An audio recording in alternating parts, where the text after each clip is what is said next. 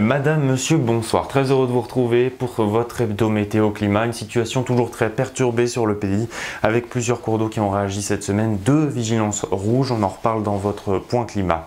La situation, elle reste compliquée sur les régions actuellement avec plusieurs départements qui restent en vigilance orange. La faute à ces cours d'eau qui réagissent, mais surtout à ces fortes précipitations. Et malheureusement, ça ne va pas s'arrêter là. C'est surtout l'extrême nord et le centre-ouest qui sont concernés par ces pluies. Et évidemment, ça va recommencer dès ce soir avec une nouvelle perturbation qui est arrivée. Elle traverse actuellement le pays. Une deuxième va arriver dans la soirée, beaucoup plus active cette fois-ci. Et une troisième pourra intervenir dès demain matin par le nord-ouest. Alors cette première perturbation, elle est vers le nord-est actuellement. Elle s'évacue dans la soirée vers les régions allemandes. Et à l'arrière, c'est de nouveau les pluies qui vont s'intensifier avec une nouvelle perturbation depuis la Bretagne jusqu'aux Charentes. On va surveiller de nouveau les cours d'eau. À l'avance, au risque d'avalanche, soyez vigilants. Il va persister demain matin en direction des Alpes. Demain matin, justement, on aura ce risque d'averse sur les 3/4 du pays. La perturbation, en tout cas des résidus qui s'évacuent vers le nord-est. Et puis une nouvelle perturbation qui arrive et qui va se caler vers les régions du nord-est dans le courant de l'après-midi.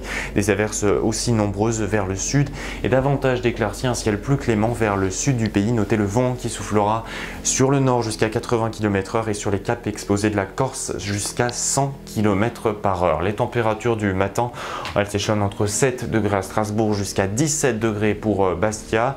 Et dans le courant de l'après-midi, on ira jusqu'à 24 degrés avec une douceur toujours très importante sur le pays. 24 degrés, ce sera donc pour Biarritz. Par effet de fun, on débordera jusqu'en région toulousaine. On ira jusqu'à 13 degrés à Cherbourg et un indicateur thermique toujours très élevé. Pour la suite, les températures ne font pas l'actualité, mais elles vont baisser quand même à partir du milieu de semaine avec une perturbation très active qui va arriver à partir de jeudi. Et oui, encore une. Mardi, cette perturbation dont je vous parlais lundi, c'est toujours la même. Elle ondule sur les régions centrales. On va surveiller les cours d'eau, mais aussi sur le Pas-de-Calais avec de fréquentes averses orageuses. Malheureusement, on attend une nouvelle réaction. Mercredi, journée de transition, mais avant l'arrivée d'une nouvelle perturbation. Et c'est celle-là qui sera très active, je vous le disais jeudi, avec beaucoup de vent, probablement un fort coup de vent, voire une tempête. Davantage de précipitations au nord de la Seine et également dans l'est de la France. Et vendredi, le temps sera plus sec sur le sud du pays, mais on aura toujours quelques averses sur la moitié nord.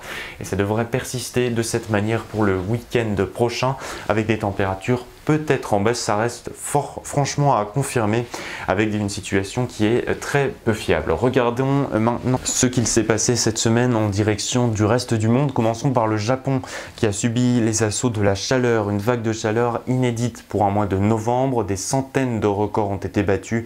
On a dépassé les 30 degrés dans certaines provinces. Et sachez-le, le mont le plus connu, le mont Fuji, a perdu tout son enneigement. Il culmine à une très haute altitude et c'est la neige qui a fondu et donc très impressionnante. C'est un événement inédit, ça n'était jamais arrivé depuis le début des relevés d'enneigement. Et puis je vous en parlais au début de ce bulletin, la situation exceptionnelle en direction du Pas-de-Calais. Vigilance rouge déclenchée à 2 reprises dans le département, des crues exceptionnelles, inédites même, on va en reparler dans quelques instants, avec effectivement 3 cours d'eau qui ont posé particulièrement problème, la Liane, l'Aa et la Canche. Ils sont montés à des niveaux exceptionnels, parfois provoquant des inondations centenales dans certaines régions. Alors cette situation justement, elle peut vous poser question sur le lien qu'entretiennent les précipitations, ces inondations et le réchauffement climatique. C'est notre sujet du soir, avec un réchauffement climatique qui influe directement sur l'augmentation des inondations par 2 principes. Le premier, c'est cette quantité d'humidité contenue dans l'atmosphère. 1 degré de réchauffement, c'est 7% d'humidité en plus contenue dans l'atmosphère. Et outre ce paramètre, il y a aussi la température des mers et océans. 16 degrés en l'occurrence dans la Manche, c'est 3 degrés au-dessus de la normale de saison. Résultat, beaucoup d'humidité qui sont transportées par un flux perturbé vers le Pas-de-Calais.